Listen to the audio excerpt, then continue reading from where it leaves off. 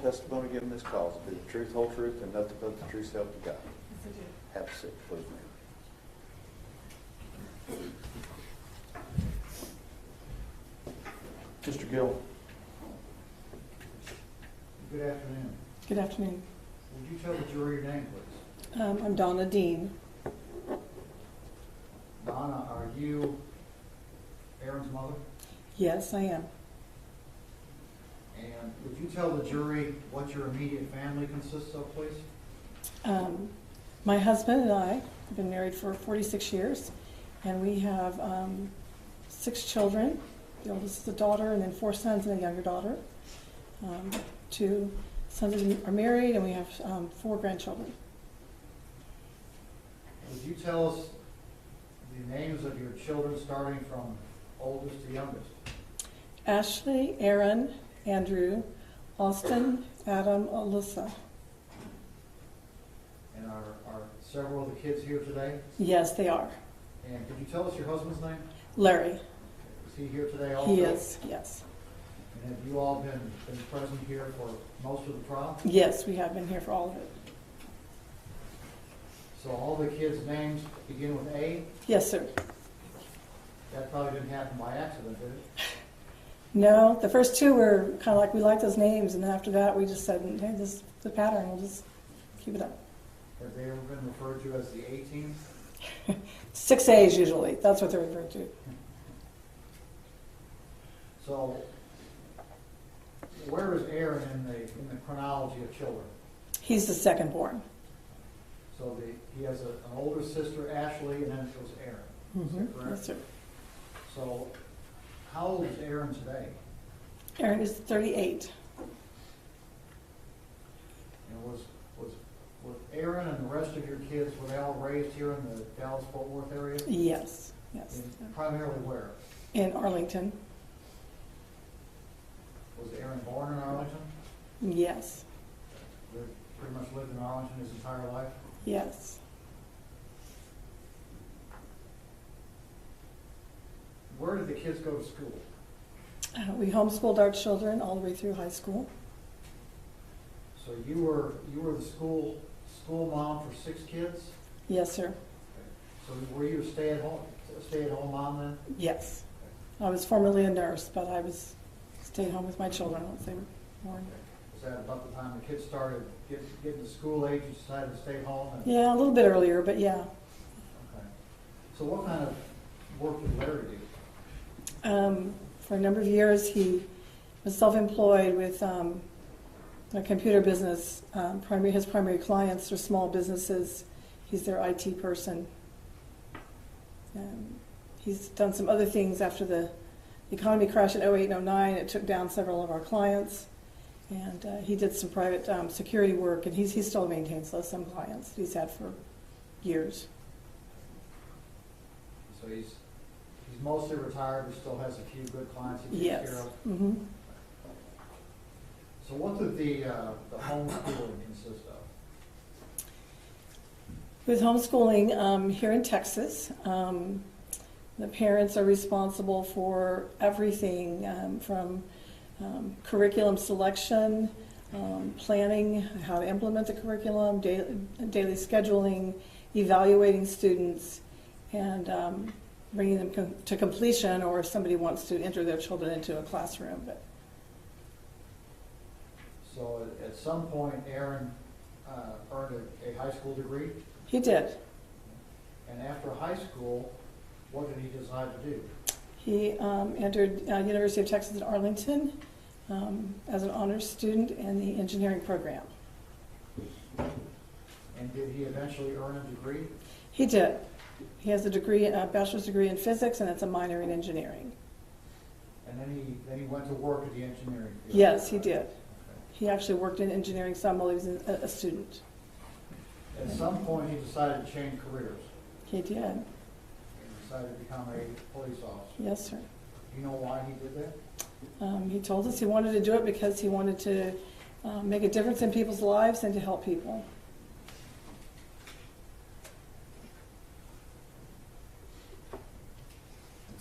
So how did the kids treat each other growing up? really they all got along pretty well. There's some normal sibling rivalry, but there was a lot of love and compassion. And Aaron liked to dote on the younger sister, who's 10 years younger. When she was about 2 or so, he liked to put her down for her afternoon nap, and he'd go, see, if I put her down, I'd let her pick 1 or 2 of her stuffed animals or something, but Aaron would let her pick a whole selection of them and bring them to bed. So what's that younger sister's name? Alyssa. And she's here with us? Yes, she is. Right?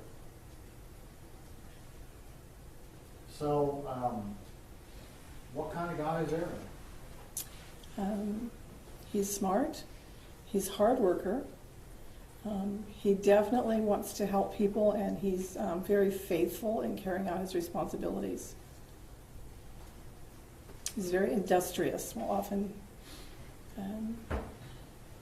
and has a lot of ingenuity.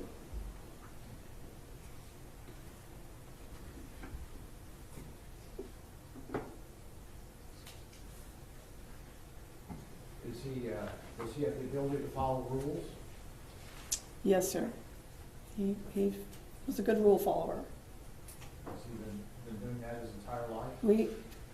Yes, I mean, it's, children have to be corrected, but Aaron didn't break rules or anything as a young person or a teenager. How does he deal with other people? How is he around other folks? He enjoys talking to people. He has a lot of wide-ranging interests. So oftentimes he has conversations with people from all walks of life. He's heard testimony about he's a musician, he loves history, he's well-read on a variety of topics, including many literature topics, classic literature.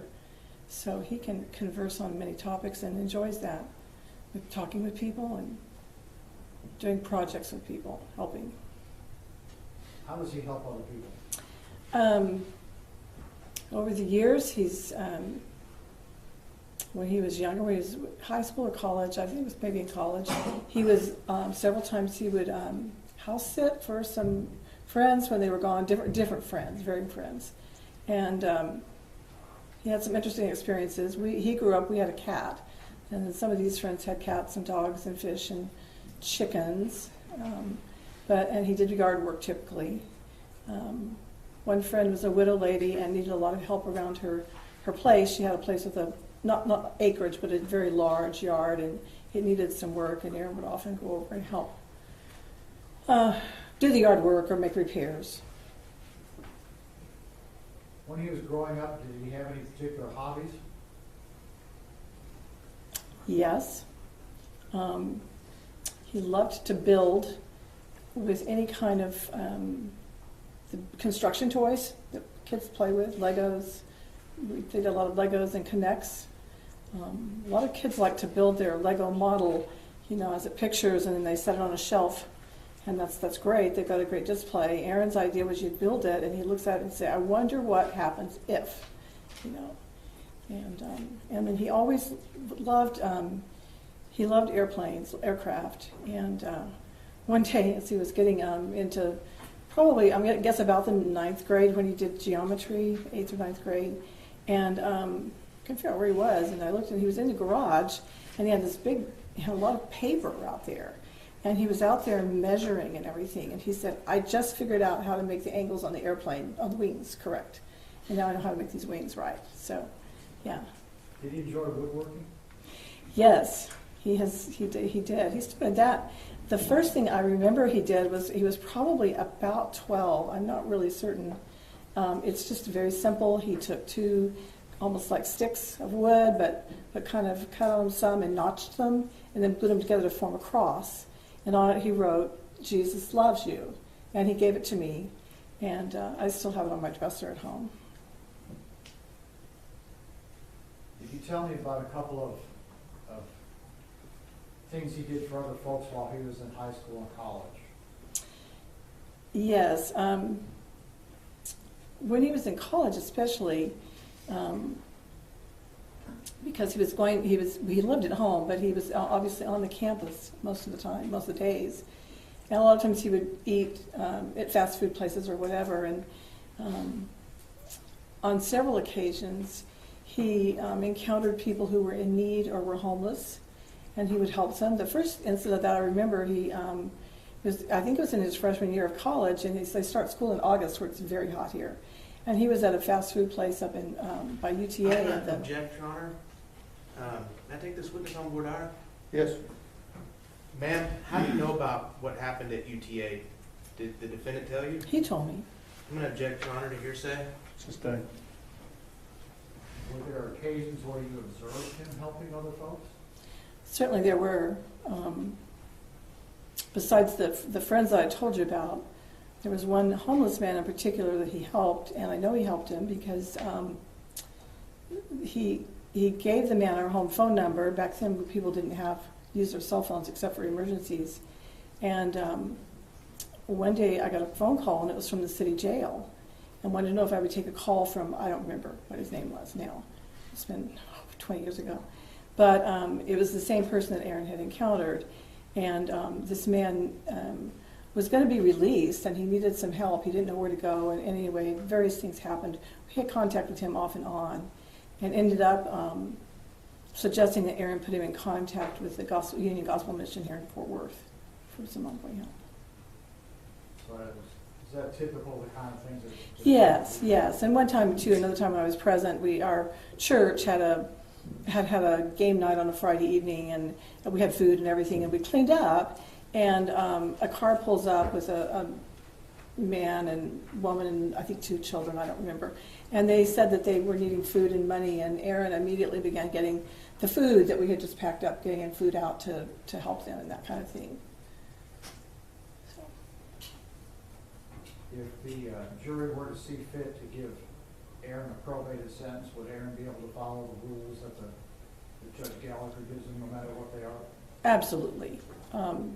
He's had to follow bond rules for the last 3 years, which I think there's a fair amount of similarity. I noticed that one of the conditions is they have to have employment, and when Aaron, well, obviously he lost his job for the police department, and he needed to try to find work, and he's began working for a friend who had a business cleaning dinner hoods on restaurants, but this was just before COVID. When COVID hit, all the restaurants closed down, so he had a job. And throughout that time with COVID, there was some dead time in there when nobody could work because businesses were all closed. But then he would begin to apply through a lot of agencies, I'll call them, I don't know, people who help placement services. And I think the way some of those work is they'll do a basic background, and then they place somebody, and then they'll do a more thorough background check. So Aaron was placed into, I have no idea how many jobs, with a whole variety of different things. And then when the full background check would come and they realized he was under indictment, they would say, we can't keep you working here. And I know at least one of them, the supervisor, particularly said, I'm going to really I really want you to work here. You're a great worker, and we really need you. But his company wouldn't let him stay on. So I'm confident that he would find work to do that and follow the rules. Well, he's managed to keep busy, hasn't he? He has. He's in the process of, he's got some Suburban that's got some engine work that needs to be done, and he's got some projects going on at my house and a couple of other family members' houses with some repairs and upgrades and so on, in addition to the work he's been doing. Cross-examination. Ma'am, Yes, sir. is there a much worse pain for a mother to feel than to outlive one of her children? I don't know, because I've not outlived one of my children. But can you imagine?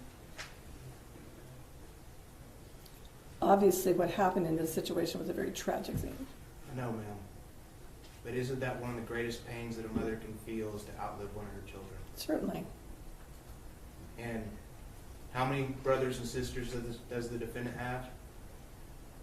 He has 2 sisters and 3 brothers. 2 sisters and 3 brothers. And ever since October 2019, those 2 sisters and those 3 brothers have been able to hug the defendant whenever they wanted. Isn't that correct? Correct. And you've been able to hug the defendant whenever you wanted. Isn't that correct? Correct. And his father's been able to hug the defendant whenever he wanted. Isn't that correct? Correct. And you know, you've been sitting here for 2 weeks, right? Yes, sir. And you know that there's a lot of people here who, after October 12, 2019, had a very important person in their life that they'll never be able to talk to again. Isn't that correct? Correct. We'll pass the witness. Read the record. Ms. Dean, you were here yesterday in the courthouse, is that right? Yes, sir. And you were here when the jury reached its verdict, Yes, sir. and then we recessed for the evening? Mm-hmm. And then did you walk from the courthouse to a car that was parked somewhere downtown? I'm going to object, Your Honor, to this line of questioning. May we approach? No, I'm gonna let him go. Yes, my husband went to pick up the car and picked me up. Okay. Did he pick you up down here next to the courthouse? Yes. Were there other members of the family present? Yes. And was there an incident that occurred out by the street? There were a lot of people yelling Yelling at who? at my family. What kind of things were they yelling at? I'm going to object, Your Honor, to hearsay. Sustained. Were the things they were yelling at you true? No. Were they accusations? Yes. What were they? I'm going to object, Your Honor, again to hearsay. Sustained. Judge, we're not offering it because it's true, we're offering it because it was said. Then I would object to relevance. Understand the objection sustained. Was it a tense situation? Yes. Were those people being kind to you? No. Did you feel safe? Only because there were a lot of sheriff's deputies around. Was it a very bad situation? Yes. Are you concerned about it going forward? Yes. We pass the witness. Mr. Smith? You've seen Atatiana Jefferson's siblings in this courtroom, haven't you? Yes. It wasn't the Atatiana siblings, these people outside yelling at you, was it? I don't really know who it was. Are you saying it was them? In the There were a second row? lot of people out there hollering. I have no idea who those people were. So you think it could have been them yelling at you? And Judge, I don't for know. the record, we're not saying it was. We understand. Pass the witness. Mr. Gill? Nothing further, Judge. May Ms. Dean be excused subject to any potential recall. She may. No objection from the state. Thank you, ma'am.